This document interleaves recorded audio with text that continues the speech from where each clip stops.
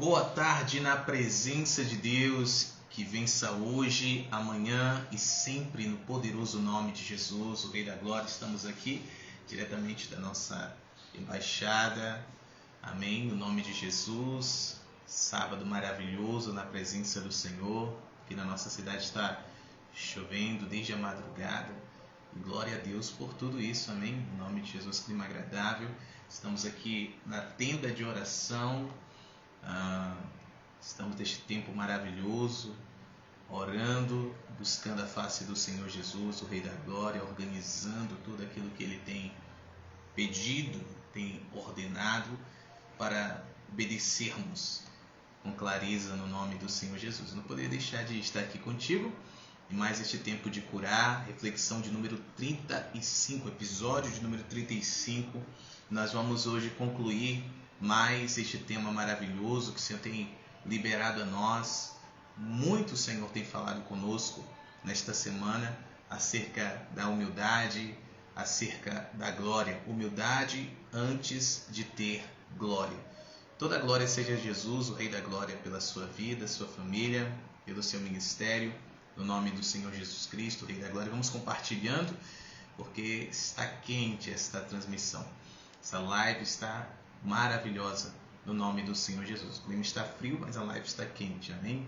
Compartilhe com todos, que o nome do Senhor seja glorificado ainda mais através da sua vida, através deste ato simples, porém poderoso, que é de compartilhar das maravilhas do Senhor Jesus, o Rei da Glória, amém?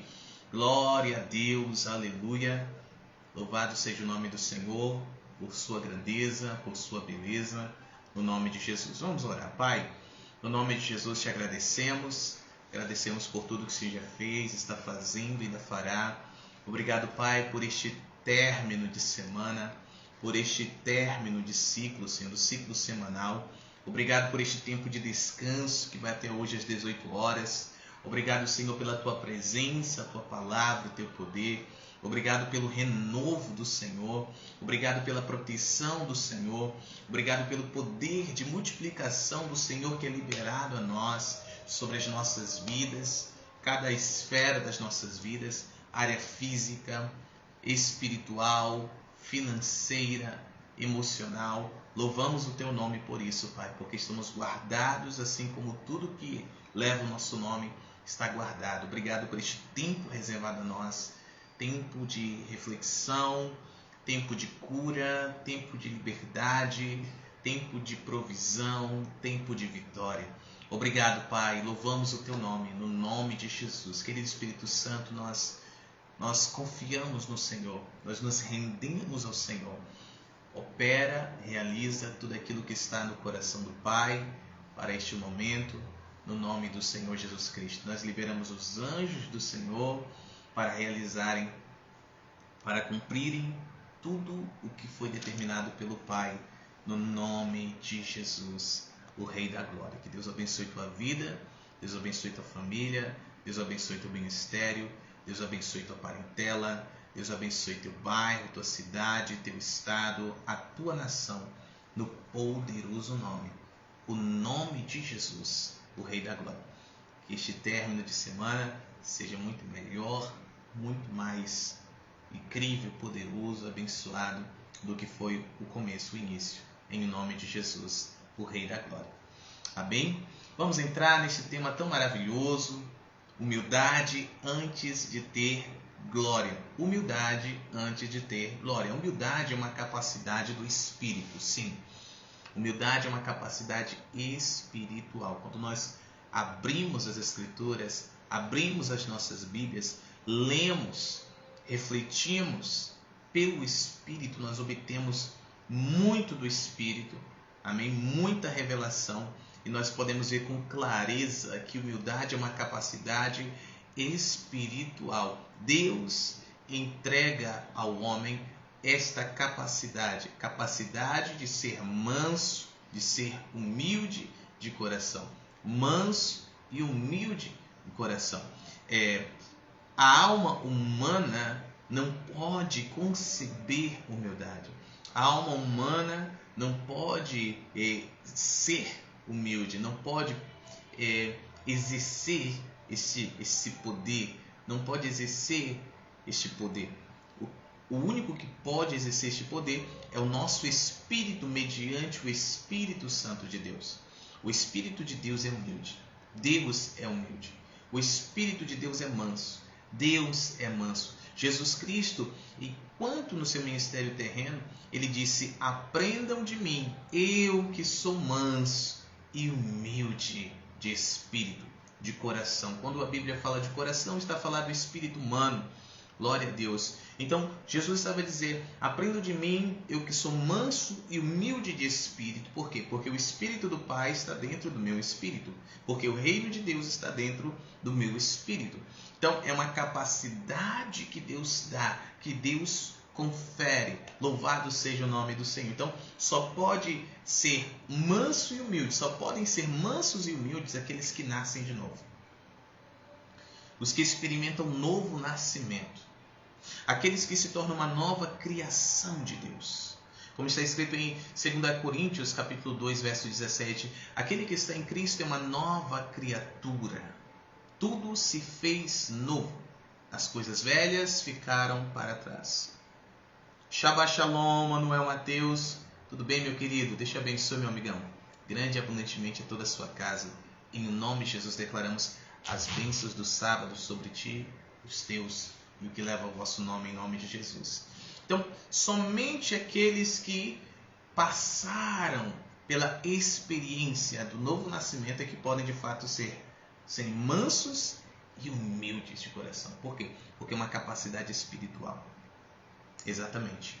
A alma humana, a alma não pode conceber estas coisas. Somente o Espírito de Deus pode conceber isso dentro do ser humano. Então é preciso nascer de novo. Só os que nascem novamente é que são mansos, podem ser mansos e humildes. Agora, porque nasceram de novo não quer dizer que já são. Você está entendendo? A capacidade está, mas precisa ser ativada e desenvolvida. Sim. Louvado seja Deus. Amém, amém. Deus abençoe você e sua casa. Amém, amém. Tomou posse no poderoso nome, o nome do Senhor Jesus Cristo. Então, aqueles que nasceram de novo, eles podem ser mansos e humildes. Não quer dizer que sejam mansos e humildes.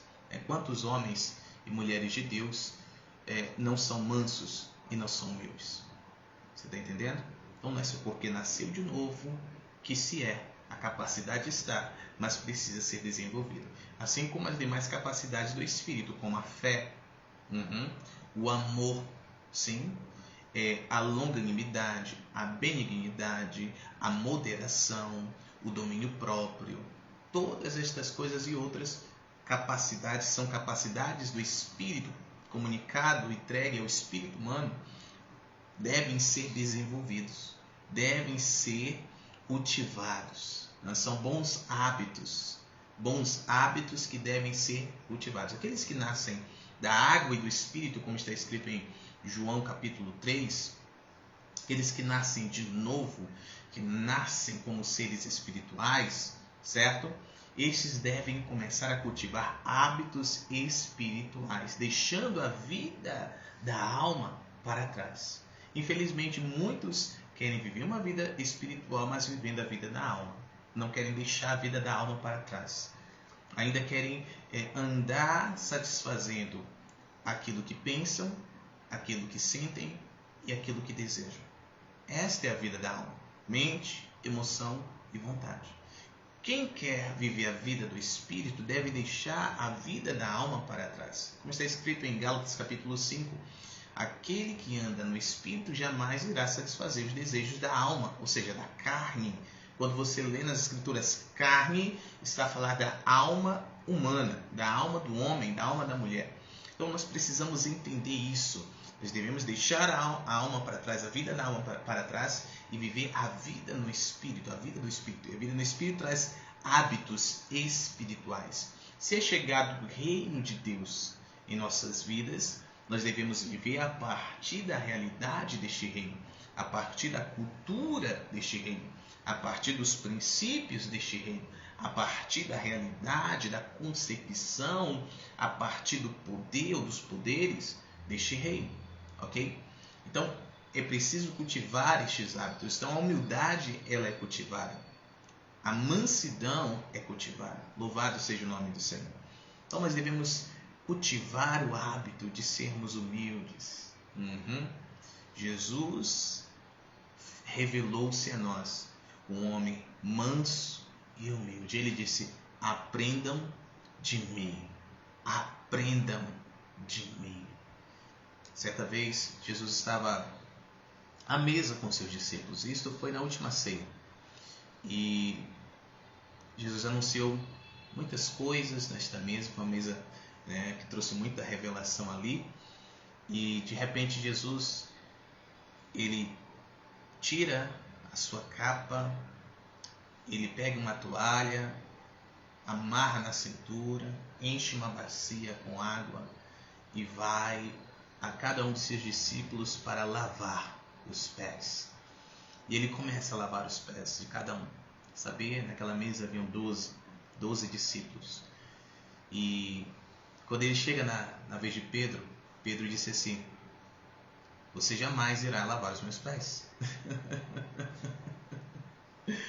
Jamais lavarás os meus pés, Jesus. Sabe?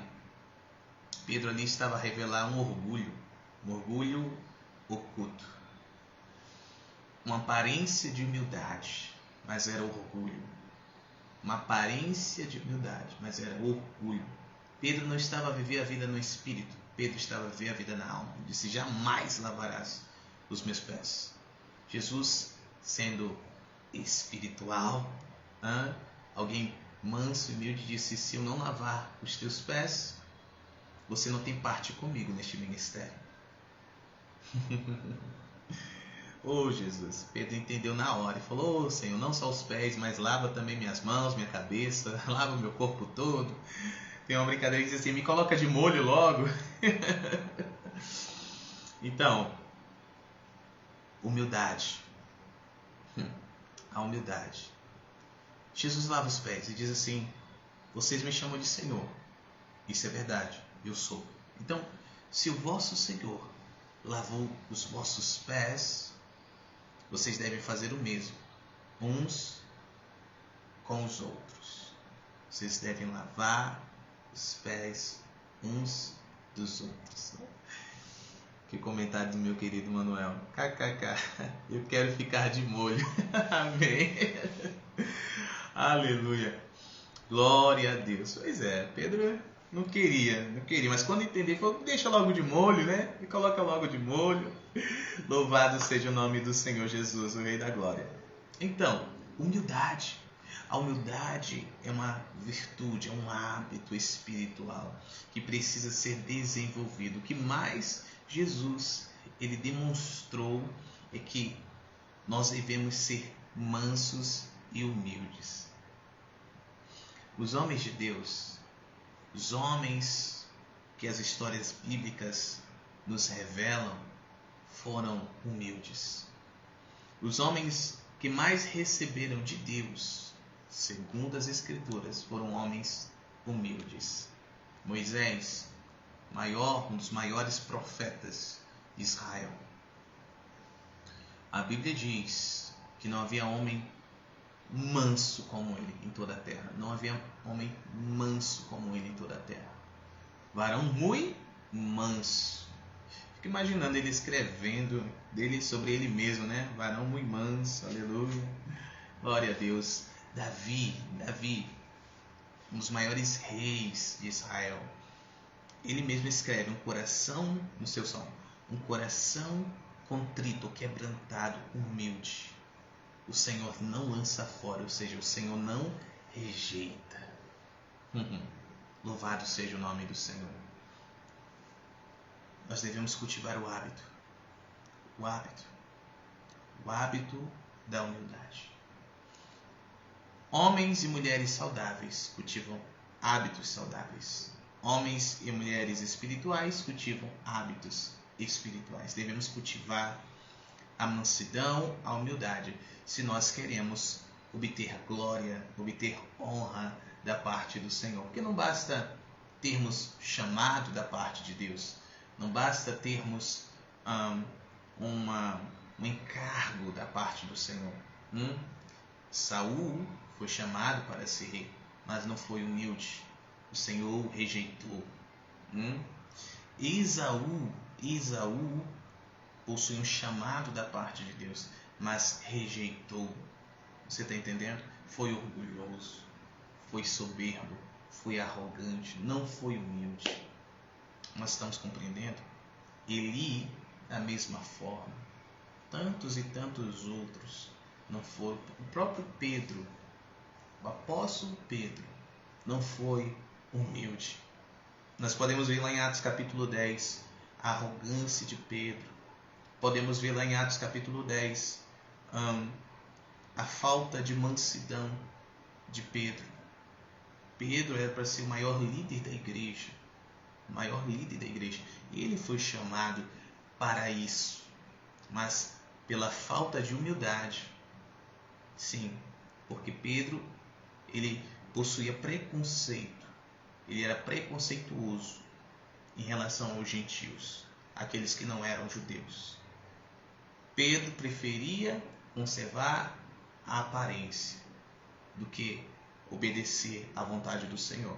Por isso que o Senhor levantou o apóstolo Paulo, sim, para realizar aquilo que Pedro resistiu realizar. Nós estamos entendendo? E olha só, todo mundo quer ser tão usado quanto, o apóstolo Paulo.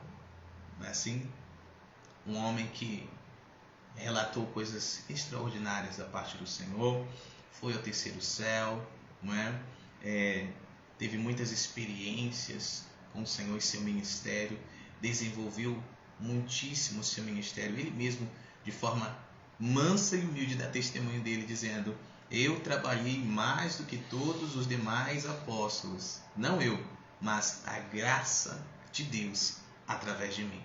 Então, olha só, um hábito de humildade, né? Um homem que falava de coisas grandes, de experiências grandiosas, sem se orgulhar, sem se ensoberbecer. Porque um homem que cultivava o quê? Hábitos espirituais, inclusive orar em outras línguas, em línguas espirituais. Ele disse: eu dou graças a Deus que eu falo mais em línguas do que todos vocês. Então era um homem que continuamente estava a cultivar os hábitos do Espírito. Coisa linda, maravilhosa, né? E eu quero começar a concluir esta reflexão relatando sobre a grandeza de Paulo. Paulo recebeu grandes coisas, né? E ele mesmo relata que foi para que ele não se ensoberbecesse, que da parte de Deus um espinho. Qual será o espinho na carne? Né? Qual foi o espinho da carne de Paulo? Muitos teólogos, eles se esforçam, com boas intenções para tentar discernir, tentar transmitir a nós da melhor maneira qual foi o espinho na carne de Paulo, ou seja, o espinho na alma, carne, alma do apóstolo Paulo. Alguns dizem que era uma enfermidade física, outros dizem que era uma enfermidade emocional, né? Há alguns radicais que dizem que ele lutava contra o homossexualismo. Enfim, tem muita coisa, muitas teorias, como é que se diz? Muitas teses teológicas. Mas, biblicamente, qual era o espinho na carne do apóstolo Paulo? O apóstolo Paulo relata que este espinho lhe foi dado por causa das grandezas da revelação, para que ele não se ensoberbecesse. Antes de te revelar qual foi realmente o espinho na carne de Paulo, eu quero dizer algo para você. Você precisa entender isso, que antes de Deus glorificar alguém, exaltar alguém, honrar alguém, ok? Deus trata com este alguém. Deus trata com este alguém. Deus processa, passa e repassa e torna a passar este ou esta por processos. Deus moe essas pessoas. E Ele espera o quê? que estes se humilhem debaixo da poderosa mão dele. Como está escrito, humilhai-vos debaixo da poderosa mão de Deus, e ao seu tempo, no tempo dele, ele vos exaltará, glorificará, honrará, exaltará. Então, Deus, ele realiza isso. Deus faz exatamente assim. Aqueles que são aprovados, nos processos são glorificados, são honrados, são exaltados. E aqueles que resistem ao processo porque são duros de coração, são rígidos, como o Antigo Testamento fala bastante, são de dura cerviz, de lombos duros, estes infelizmente jamais conseguem receber do Senhor aquilo que Deus tem prometido, ok? Trata em que sentido? Muito boa essa pergunta. Trata em que sentido? Em todos os sentidos. Em todos os sentidos. Para o que? Forja o caráter. Formar Cristo.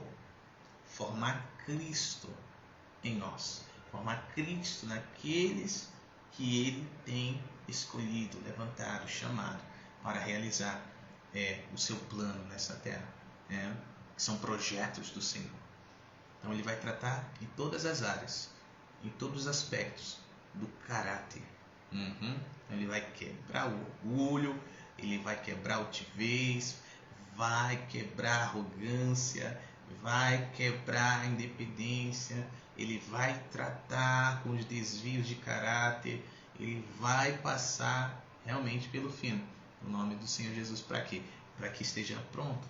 Por isso que o apóstolo Paulo, ele pôde bater no peito e dizer assim, sejam meus imitadores como eu sou de Cristo. Sejam meus imitadores como eu sou imitador de Cristo. Outro lugar ele disse assim, daqui para frente ninguém me perturba, porque eu carrego em meu corpo, eu completo em meu corpo, em minha matéria, o que faltavam das marcas de Cristo. Você está entendendo? Então, apóstolo, qual era o espinho na carne de Paulo? Paulo diz que era o mensageiro de Satanás enviado para esbofeteá-lo. Pelo qual ele rogou 3 vezes a Deus, 3 vezes, que removesse o espinho, que tirasse o espinho dele. E Deus disse, não, a minha graça te basta, porque o meu poder se aperfeiçoa ou é aperfeiçoado em tuas fraquezas. Qual era o espinho na carne de Paulo? O próprio texto, e o contexto do texto explica claramente. O espinho na carne de Paulo era as perseguições. Você está entendendo? Eram as afrontas. Eram as ameaças da própria nação dele, próprio povo dele. Tanto que a dor da alma do apóstolo Paulo era que os judeus rejeitavam o evangelho. Você pode observar que sempre o apóstolo queria estar em Jerusalém, ia a Jerusalém. Sempre queria falar aos judeus. Só que ele foi separado para ser o apóstolo para os gentios. Podemos olhar com clareza em Atos, no livro de Atos, que continuamente o apóstolo estava sendo perseguido pelos próprios judeus, os da nação dele. E ele queria convencê-los da verdade. Este era o espinho na carne do apóstolo Paulo. Este era o espinho na carne. Então ele não poderia se orgulhar, não poderia se engrandecer, não poderia se ensoberbecer. Ele tinha que permanecer na total dependência do Senhor, manso e humilde de espírito. O apóstolo, ele não ia para onde ele queria. Ele ia para onde Deus o enviava. Você está entendendo? Há relatos que ele queria para um lugar, o Espírito Santo resistia para que ele não fosse. Queria ir para outro lugar, o Espírito Santo não deixava. E aí, de repente, dormindo, teve uma visão de um varão macedônio, dizendo: olha, venha para a Macedônia, pregue a nós aqui na Macedônia. Então, quando o apóstolo voltou dessa visão, essa visão noturna, ele já tinha uma direção dada pelo Espírito para onde ele deveria ir. Aí chegava em uma cidade, e ali já estava ameaçado, e vinha o Espírito Santo e falava a ele: fique nesta cidade, pregue, porque maiores são os números daqueles que eu quero, daqueles que estão comigo. Eu tenho muito povo meu nesta cidade, então pregue nesta cidade, permaneça nesta cidade. Amém? Louvado seja o nome do Senhor. Então mexendo espinho na carne de Paulo, mantinha ele humilde, manso, totalmente dependente. Ele não poderia se orgulhar da grandeza das revelações.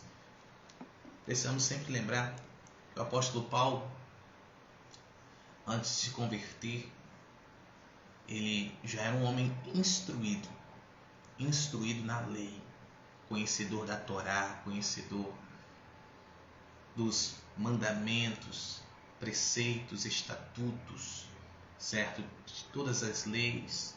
Era um varão excelente, cresceu aos pés de um mestre, Gamaliel. Era irrepreensível, segundo a tradição da lei.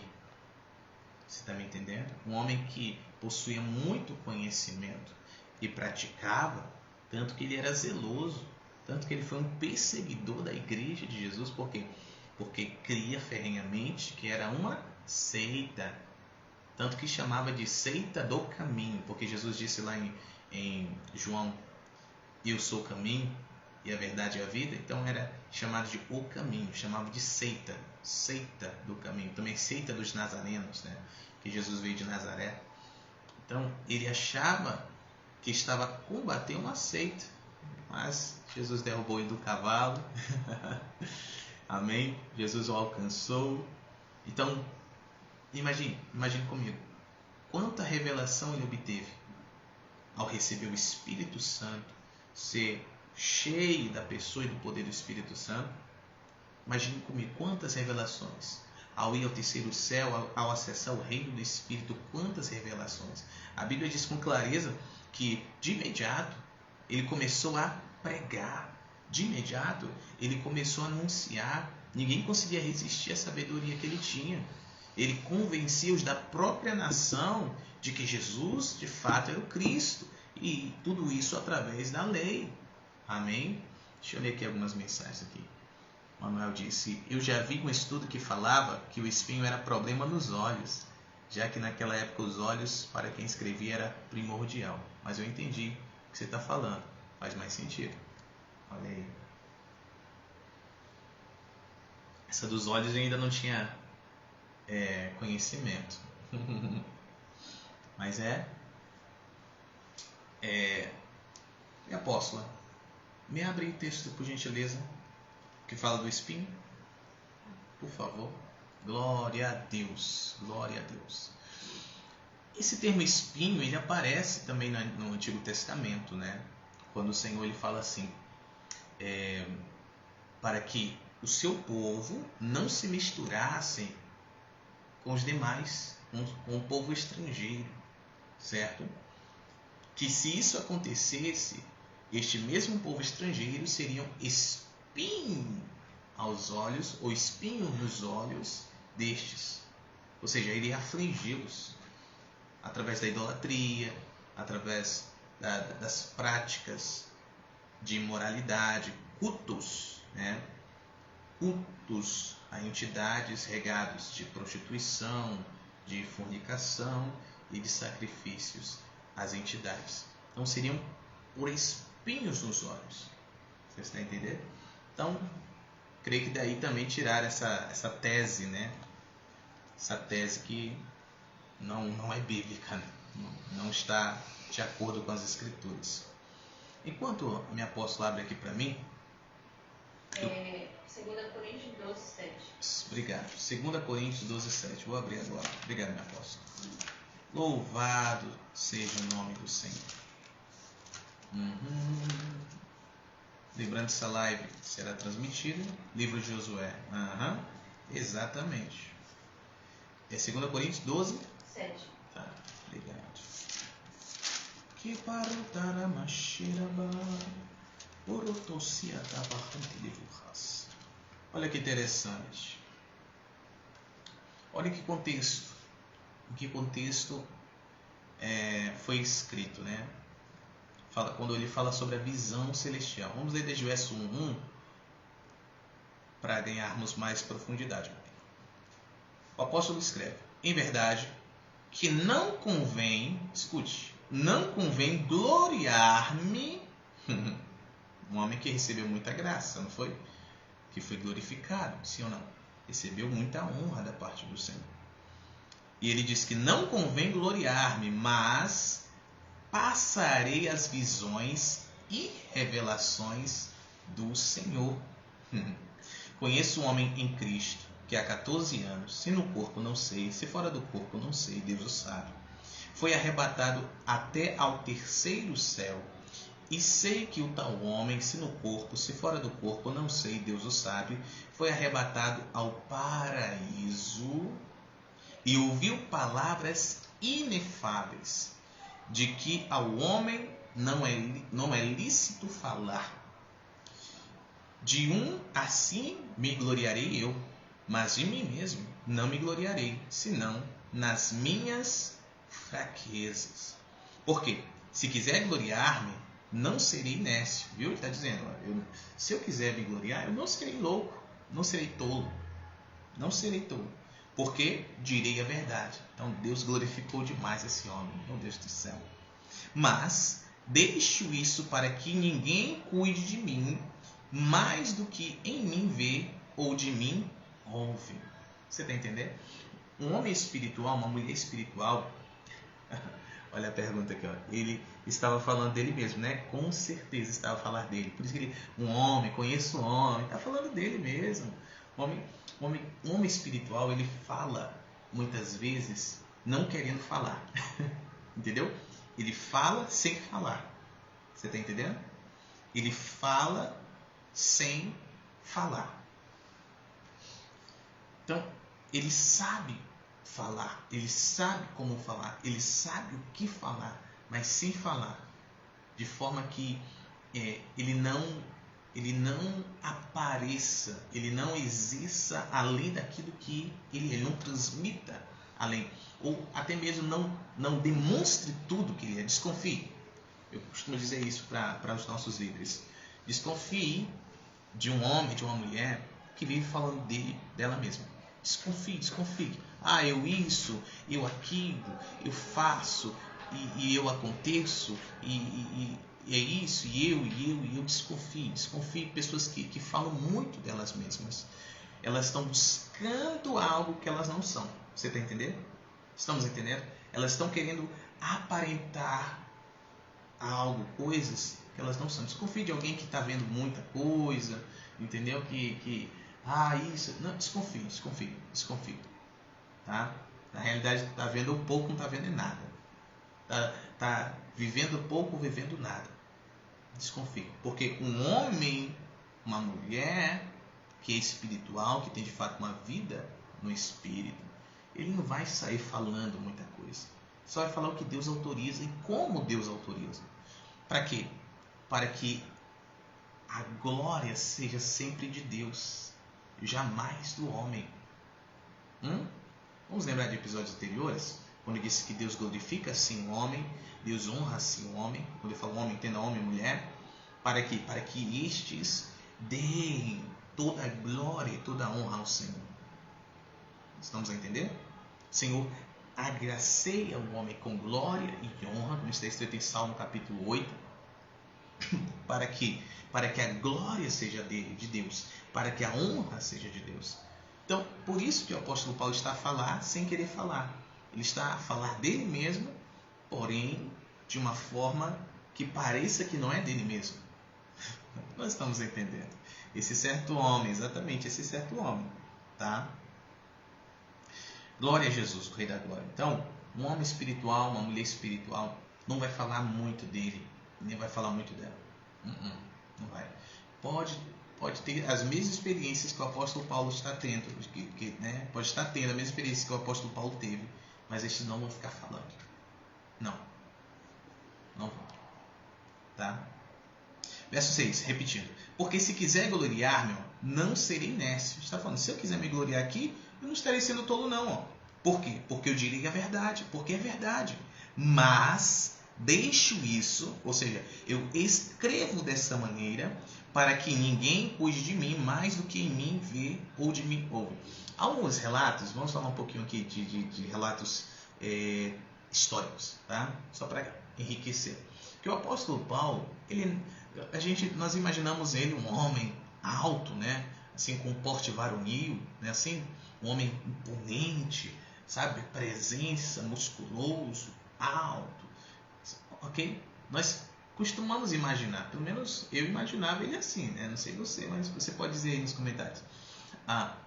Porém, segundo relatos históricos, o apóstolo Paulo, ele era baixo, tá? Manquejava de uma perna e ainda era caolho ainda tinha alguma coisa no olho ainda. Ai, Jesus, tá entendendo? Então a presença dele não transmitia muita coisa não. É igual você olhar para mim. Você olha para mim e você fala, rapaz, esse apóstolo, esse menino, entendeu? É igual olhar para Davi, né? Esse garoto, rapaz, tá entendendo? Esse daí vai matar um gigante. Olha, esse daí vai enfrentar esse gigante, né? Sem preparo. Então a presença física do apóstolo Paulo não impressionava. Como a minha não impressiona, não te impressiona, né?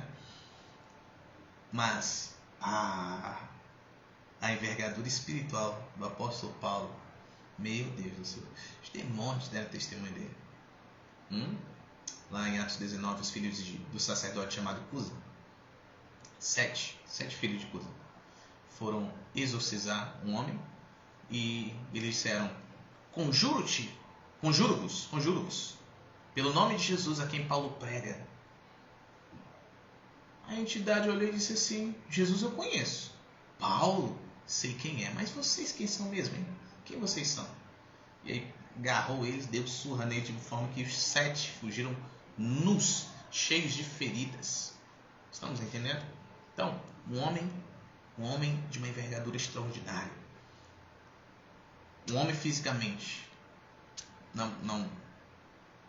Havia muitos outros homens, os mega apóstolos, como está escrito na tradução Almeida Corrigida Fiel, os mega apóstolos, ou super apóstolos, aqui de James 1611, que transmitiam uma aparência, sabe? Homens que, se fosse nos dias de hoje, estavam bem com aquelas vestes suntuosas, poste, assim, sabe? Varonil, ok? Que falavam com a voz assim, né? Cheio de anéis nos dedos, homem que passava ali a impressão de autoridade. Estes ganhavam a atenção do povo pela aparência, mas o apóstolo Paulo ganhava a atenção do povo pelo Espírito. Estamos a entender? Não estou a pregar contra o se vestir, né, de forma coerente, sabe, de se arrumar. Não estou a pregar contra isso. Estou a dizer que não adianta ter aparência se no Espírito não é dessa forma. Ok? Um dia, quem sabe, eu grave uma live a diferença entre alguém espirituoso e alguém de fato espiritual. Quem sabe um dia. Mas vamos lá. Então, o apóstolo Paulo, ele zelava. Alguém humilde, ele vai zelar. Ele vai zelar pela glória de Deus. Ele não vai querer usurpar essa glória. Ok? Versículo 7.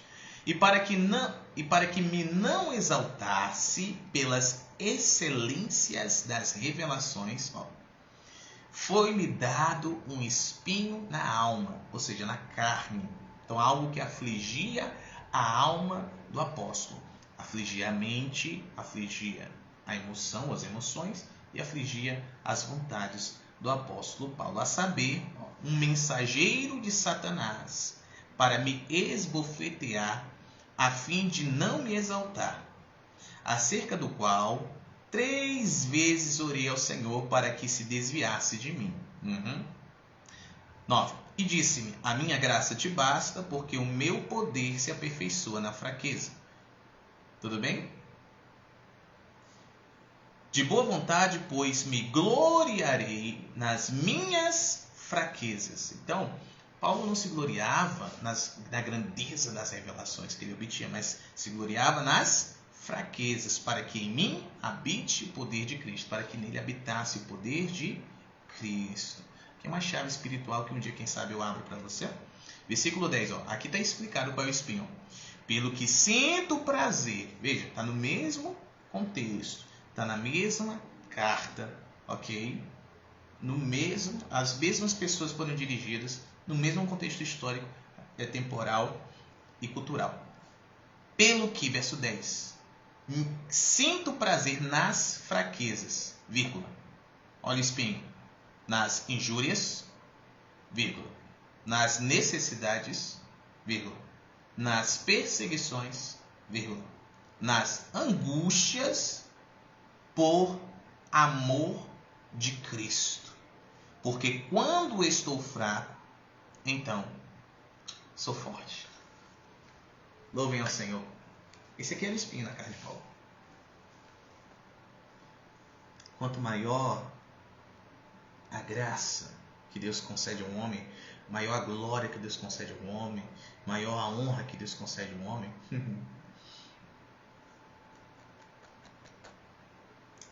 maior é o espinho. Maior o espinho que é dado. Mensageiro. É uma mensagem que é passada, que aflige a alma. Tá?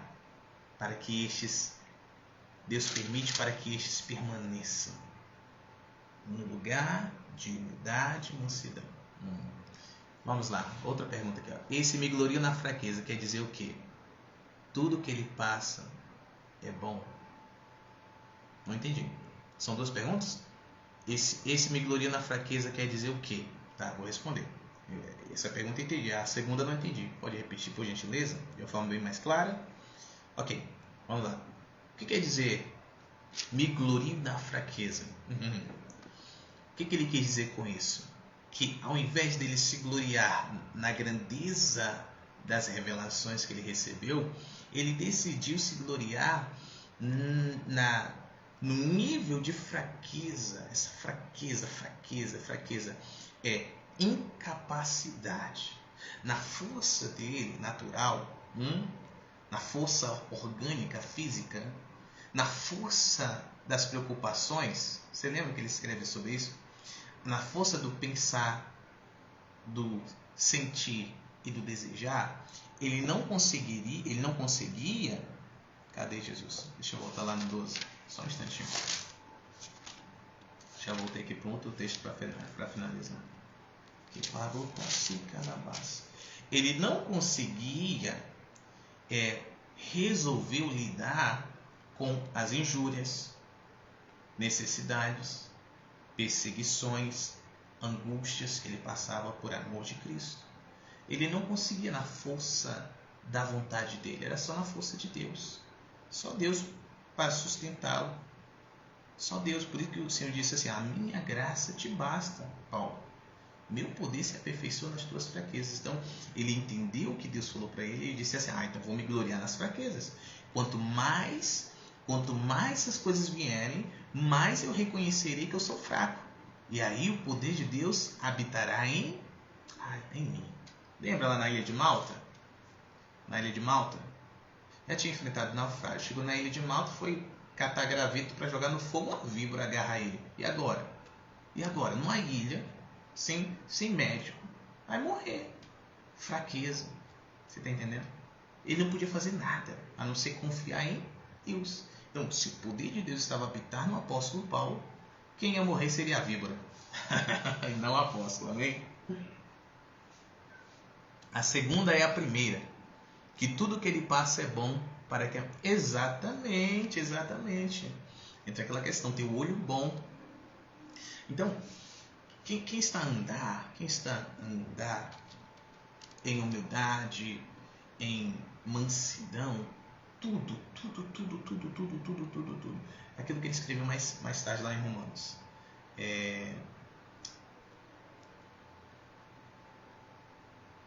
Todas as coisas cooperam. Estou certo que tudo coopera para o bem dos que amam a Deus, dos que foram chamados segundo o propósito dele. Então até o espinho na carne estava a colaborar, que ele permanecesse manso, humilde. E louvado seja o nome do Senhor. Mais alguma outra pergunta? Quero abrir aqui o último texto, no nome de Jesus. Glória a Deus, que bom, que live legal. Bom que está compreensível para a glória do Senhor Jesus, o Rei da Glória. Estou aqui na sala apostólica, aleluia, gravando diretamente. Aqui é uma placa, está escrito o quê? Preparado para a melhor noite de sua vida? Ai, essa é a melhor live da sua vida, em nome de Jesus. Eu declaro e decreto isso sobre a sua vida, sua família, seu ministério. No nome de Jesus. Você entendendo isso, você está pronto, você está pronta para começar a entrar, começar a receber das promessas do Senhor. Lembrando, nós estamos a 15 dias de Pentecostes, a festa bíblica de Pentecostes, quando o Senhor começa a nos abrir promessas no nome do Senhor Jesus, começa a cumprir promessas. Vamos lá, último texto. Por enquanto não, bora brigar a mente. Bora brigar a mente aí. Glória a Deus, louvado seja o nome do Senhor. Louvado seja Deus. Mateus capítulo 8, do verso 5 ao 13. Aqui está um exemplo claro de um homem humilde. Um homem, sabe, que exerceu humildade e por isso obteve glória. Tá? Vulgaramente, entendi. Bora vulgaramente aí. Glória a Deus. Mateus capítulo 8, do verso 5 ao 13. Conta a história do centurião lá de Cafarnaum. Está escrito: E entrando Jesus em Cafarnaum, chegou junto dele um centurião, rogando-lhe e dizendo: Senhor, o meu criado jaz em casa paralítico e violentamente atormentado. E Jesus lhe disse: Eu irei e lhe darei saúde. E o centurião respondendo disse: Senhor, não sou digno de que entres debaixo do meu telhado, mas dize somente uma palavra e o meu criado sarará. Pois também eu sou homem debaixo de autoridade e tenho soldados às minhas ordens. E digo a este vai, e ele vai, e a outro vem, e ele vem, e ao meu criado faça isto, e ele faz. E maravilhou-se Jesus ouvindo isso, e disse aos que o seguiam: Em verdade vos digo que nem mesmo em Israel encontrei tanta fé. Mas eu vos digo que muitos virão do Oriente e do Ocidente e assentar-se-ão à mesa com Abraão, Isaque e Jacó no reino dos céus. E os filhos do reino serão lançados nas trevas exteriores. Ali haverá pranto e ranger de dentes. Então disse Jesus ao centurião: Vai, e como creste te seja feito. E naquela mesma hora o seu criado sarou. Louvado seja o nome do Senhor. Olha que exemplo poderoso, hein? Um homem centurião, tá? Um homem estrangeiro, foi até Jesus porque o seu servo estava atormentado, estava paralítico, estava atormentado por uma enfermidade que trazia muitas dores. Eu acredito que possa ser, nos dias de hoje, essa enfermidade possa ser chamada de Guillain-Barré, né? Que ataca os nervos e deixa pessoas paralíticas. Então ele estava neste estado e ele foi até Jesus, sabendo da fama de Jesus. E ele pediu, rogou, pediu por misericórdia. E o Senhor se prontificou e disse assim: eu irei e o darei saúde. Em algumas traduções, eu irei e o curarei. Só que este homem, olha só a humildade, ele não se achava digno de receber Jesus em sua casa. Então ele disse: Senhor, libera só uma palavra. Libera só uma palavra e meu servo, meu criado será completamente sarado, curado. Porque eu sou um homem que estou debaixo de autoridade, tenho pessoas debaixo da minha autoridade. Ou seja, ele reconheceu a autoridade de Jesus. Um homem, uma mulher manso e humilde sempre reconhecerá a autoridade e sempre se submeterá à autoridade. Autoridade espiritual, autoridade civil, autoridade biológica, sempre reconhecerá a autoridade. Somente aqueles que reconhecem a autoridade é que podem receber a autoridade. O Senhor só pode operar, só pode liberar da glória dele aquele centurião, favorecendo o servo dele. Por quê? Porque este foi humilde para ir até Jesus e pedir, humilde para reconhecer quem Jesus era, a ponto de dizer: lança só uma palavra e o meu servo será curado. E assim foi, no nome de Jesus.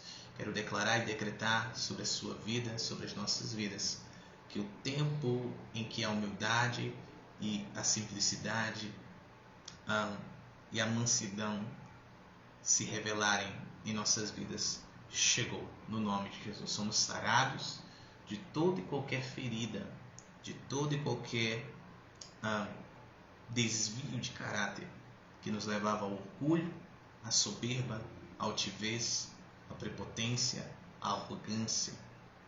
No nome poderoso de Jesus, somos livres para viver em humildade, para cultivar esse hábito tão maravilhoso: humildade, simplicidade, mansidão, de forma que o eu desapareça e só apareça Cristo. Cristo em nós é a esperança da glória. Que todos sejam abençoados grandemente, os doentes sejam sarados, aos enfermos sejam livres de todo espírito de enfermidade. Nós declaramos e decretamos liberdade, provisão, vitória, no nome poderoso de Jesus. Amém? Nos encontraremos amanhã, às 13 horas do horário local, 14 horas do horário de Brasília, para mais um tempo de curar. Novo tema, hein? No nome do Senhor Jesus, vamos avançando. Estamos nesse trajeto, nesse processo maravilhoso, poderoso da parte do Senhor. Todos vençam hoje, amanhã, sempre. Bom fim de semana, bom início de semana, daqui a pouquinho às 18 horas. E eu quero declarar e decretar que esta seja a melhor semana da sua vida e família. Manuel, te amo, meu amigo, te amo, meu irmão. Um abraço a você, sua esposa. A gente se vê em breve, em nome de Jesus. Shabbat Shalom.